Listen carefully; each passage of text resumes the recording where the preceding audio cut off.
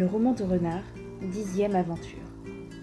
Comment Renard trouva la boîte aux oublis et comment Primo, ordonné prêtre, voulut sonner les cloches et chanter la messe, ce que l'on estima fort étrange. Certain prêtre, un jour, traversait la plaine, portant devant lui sur sa poitrine une boîte remplie de ces gâteaux légers connus sous le nom d'oublis, que l'on découpait plus tard pour en faire des pains à chanter. Au bout de la plaine était une haie. Le prêtre, en la traversant, avait laissé tomber la boîte aux oublis et ne s'en était pas aperçu. Renard arrive, trouve la boîte et l'emporte à travers champs. Quand il se vit dans un endroit écarté. « Voyons, dit-il, ce qu'il y a dedans. » Il ouvre, trouve plus de 100 oublis et les mange toutes à l'exception de 2 qu'il garde pliés en double entre ses dents. Il n'eut pas fait 20 pas qu'il aperçut Primo venant à lui d'un pas rapide, comme s'il le reconnaissait. « Renard !» dit-il, « sois le bienvenu !»« Et vous, Primo, Dieu vous garde et vous donne bonjour. Peut-on savoir d'où votre seigneurie accourt si vite ? Je viens du bois où j'ai chassé longtemps sans rien trouver. Mais que portes-tu donc là ? Renard, de bons et beaux gâteaux d'église, des oublis. Des gâteaux ? Où les as-tu découverts ? Mais apparemment où ils y étaient. Ils m'y attendaient, je suppose. Oh, cher ami, partage donc, je te prie. Je vous les donne, et je vous les donnerai quand même, ils vaudraient 500 livres. Primo ayant mangé les oublis de bon cœur. Renard, sais-tu que ces gâteaux sont fort bons ? En as-tu d'autres ? Non, pour le moment. Eh bien, j'en ai regret, car par Saint-Germain et l'âme de mon père, je sens une faim horrible. Je n'avais rien mangé aujourd'hui, et malgré tes oublis, je me sens prêt à défaillir. Prenez, dit Renard, un peu de courage. Vous voyez là-bas ce moutier. Allons-y, nous y trouverons autant d'oublis que nous voudrons. Oh, cher ami Renard, s'il en était ainsi, j'en serais reconnaissant toute ma vie. Laissez-moi faire, et vous allez être content, je le promets sur ma tête. Marchez devant, je suivrai. Il court, et bientôt arrive devant le moutier que desservait le prêtre à la boîte d'oublis. La porte était fermée. Il creuse la terre sous les 2 carrés de l'entrée et pratique une ouverture. Les voilà dans l'église. Sur l'autel se trouvaient des oublis recouvertes d'une blanche serviette. Enlever le linge et décorer les gâteaux fut pour Primo l'affaire d'un instant. En vérité, frère Renard, ces gâteaux me plaisent beaucoup. Mais plus j'en ai mangé et plus j'ai souhaité d'en manger encore. Quelle est cette huche-là près ? Ne contiendrait-elle pas quelque bonne chose ? Voyons, ouvrons-la. Je ne demande pas mieux. Ils vont à la huche. Primo, le plus fort et le plus avide, en brise la fermeture. Ils y trouvent du pain, du vin et de bonne viande. « Dieu soit loué !» dit Primo. « Cela vaut encore mieux que les oublis. Et nous avons de quoi faire un excellent repas. » « Tiens, Renard, va prendre la nappe de l'autel, étends-la ici et apporte-nous du sel.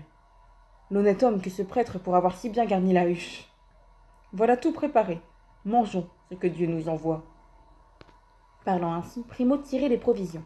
Elles furent posées sur la nappe, et, tranquilles comme dans leur propre demeure, les 2 compagnons s'assirent et mangèrent à qui mieux mieux. Mais si Renard ne jouait pas un mauvais tour à Primo, il en aurait une honte mortelle. « Cher ami, dit-il, je suis ravi de vous voir en si bon point. Versez et buvez, nous n'avons personne à craindre. »« Oui, buvons, répond Primo. Il y a du vin pour 3. » Cependant, à force de ôter le bras, la tête de Primo s'embarrasse, et Renard, tout en se ménageant, continuait à l'exciter. « Ça, disait-il, nous ne faisions rien. Vous buvez à trop petits coups, je ne vous reconnais pas. »« Comment ? Je lampe sans arrêt, » répond l'autre en bégayant. « Fais-moi raison, mon bon ami Renard, je veux boire plus que toi. »« Oh, vous n'y arriverez pas. »« Moi ? Songez que j'ai 10 coups en avance. »« Oh, Renard, tu ne dis pas la vérité. Tiens, have, drink. Toi mieux boire que moi. Je viderai plutôt les 2 coupes à la fois, la tienne et la mienne. » Renard faisait semblant de boire, mais laissait couler le vin dans ses barbes. L'autre n'y voyait plus rien. Il buvait toujours, les yeux hors du front, rouges comme 2 charbons embrasés. Il n'est pas de rêverie qui ne lui passe par la tête. Tantôt il se croit le roi noble entouré de sa cour au milieu de son palais, tantôt il pleure ses vieux méfaits et se déclare le plus grand pécheur du monde. « Renard, dit-il, j'ai une idée. Dieu, en nous conduisant ici, doit avoir eu ses desseins sur nous. Si nous allions à l'autel chanter la messe, Le missel est ouvert, les robes du prêtre sont à côté. J'ai appris à chanter quand j'étais jeune, et tu vas voir si je l'ai oublié. Mais, dit Renard, il faut avant tout se garder de sacrilège. Pour chanter à l'autel, on doit être prêtre, ou pour le moins clerc couronné. Tu ne l'es pas, Primo. En vérité, tu as raison, Renard. Mais on y pourvoira. On y pourvoira. Ne pourras-tu me faire la couronne qui me manque? D'ailleurs, on peut renoncer à la messe. Je n'ai pas besoin d'être tonsuré pour dire vigile et vêpres. Non. Mais pourtant, il vaudrait mieux te donner tout de suite les ordres. Moi, je puis fort bien le faire, car au temps passé, j'ai étudié pour être prêtre, et je suis au moins diacre. Si donc je trouverai un rasoir, je te couronnerai, je te passerai l'étoile au cou et je te déclarerai prêtre, sans avoir besoin de notre Saint-Père le Pape. En attendant, dit Primo, rien ne nous empêche de chanter les vêpres.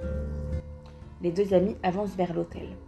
Primo en longeant les murs pour y trouver le point d'appui dont il a grand besoin. Tout en l'accompagnant, Renard regardait de côté et d'autre. Derrière l'autel des pèlerins, il avise une armoire, et par bonheur, il y trouve un rasoir effilé, un clair bassin de laiton et des ciseaux. Voilà, dit-il, tout ce qu'il nous faut. Nous n'avons plus besoin que d'un peu d'eau. Primo avait la langue trop embarrassée pour répondre. L'autre, cependant, reconnaît sous la tour des cloches la pierre du baptistère. Il y puise de l'eau, et revenant à son compagnon. Voyez, Primo, le miracle que Dieu vient de faire pour vous. Regardez cette eau. C'est, dit Primo, que Dieu prend en gré notre service. Allons, vite ma couronne. Décidément, je veux chanter la messe. Il s'étend sur les dalles, et Renard, lui tenant d'une main la tête, verse de l'autre l'eau du bassin. Primo supporte tout sans broncher, et Renard, profitant de sa bonne volonté, lui élargit la couronne jusqu'aux oreilles.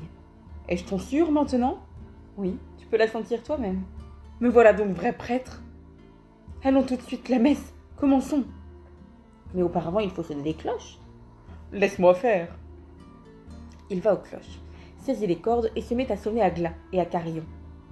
Renard est pris alors d'une telle envie de rire que la mort de tous ses parents ne la lui aurait pas ôtée.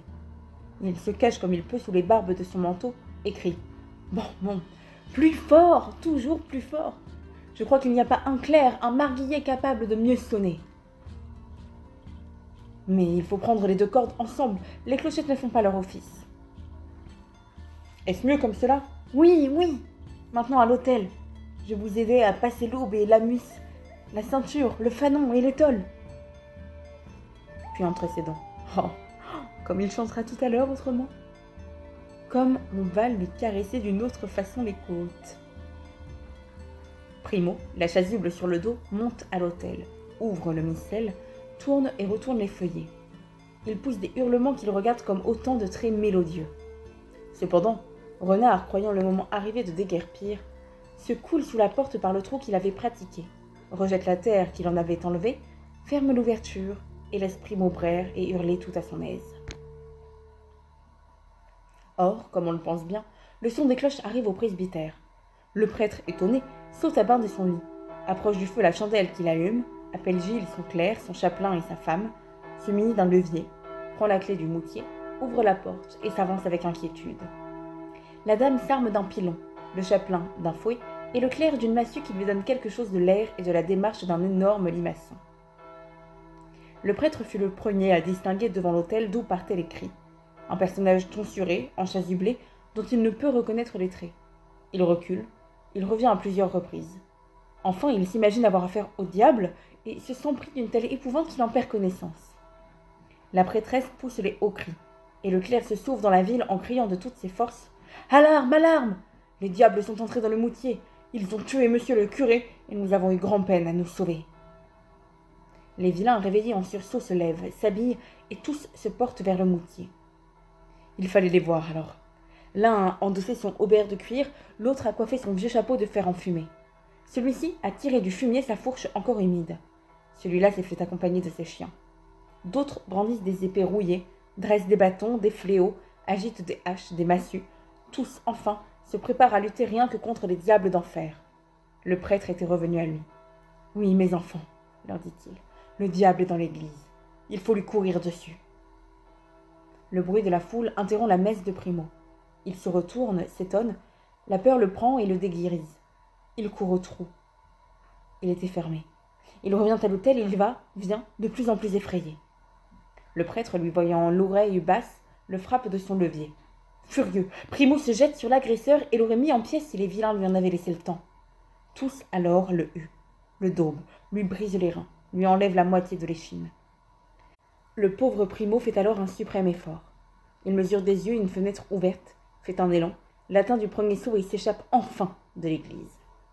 Criblé de blessures, il n'a d'autre consolation que les vêtements qu'il emporte, et c'est dans ce costume qu'il gagne le bois et qu'il rend grâce à Dieu de lui avoir conservé la vie.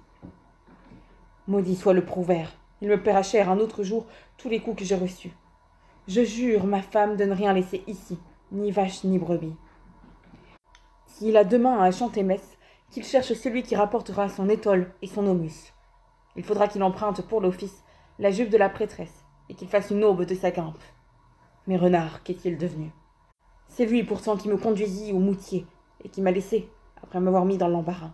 Oh, si je le retrouve, je n'irai pas porter ma plainte à la cour du roi noble, je me ferai une justice moi-même, et je l'empêcherai d'essayer jamais des tours pareils. Mais j'aurais dû me tenir pour défier, et l'exemple de mon frère Isengrin pouvait bien me tenir lieu d'avertissement. Parlant ainsi, il découvre sous un chêne Maître Renard, qui, l'air contrit, les yeux larmoyants, semblait arrêté pour l'attendre. « Vous voilà donc enfin, sœur Primo, dit-il. Soyez le bienvenu. Et moi, dit Primo, je ne vous salue pas. Pourquoi? Quel mal ai-je donc fait? Vous m'avez laissé seul, et sans m'avertir, vous avez fermé la trouée du moutier. Ce n'est pas votre faute si je n'ai pas été assommé. Il a fallu me défendre contre une centaine d'ennemis acharnés. Méchant nain, roux infâme. Ah, si je ne suis pas le premier, je pourrais bien être le dernier de ceux que vous aurez trahis. Sire Primo, répond Renard, je vous crie merci. Je sais que dans ces lieux écartés, vous pouvez me faire honte et préjudice. Mais j'atteste Hermeline, ma chère femme, Malbranche et Perceuet, mes deux fils, que je ne me souviens pas de vous avoir offensé. Ce n'est pas moi qui ai fermé le pertuis, c'est le méchant Prouvaire. J'eus beau le supplier de s'en défendre, il me répondit par des menaces. Si bien que le voyant prêt à me faire un mauvais parti, je n'eus plus qu'à me sauver par un petit sentier couvert que je connaissais. Je vous attendis sous ce chêne, inquiet de ce que vous alliez devenir, car je prévoyais avec chagrin qu'on vous attaquerait. Telle est la vérité.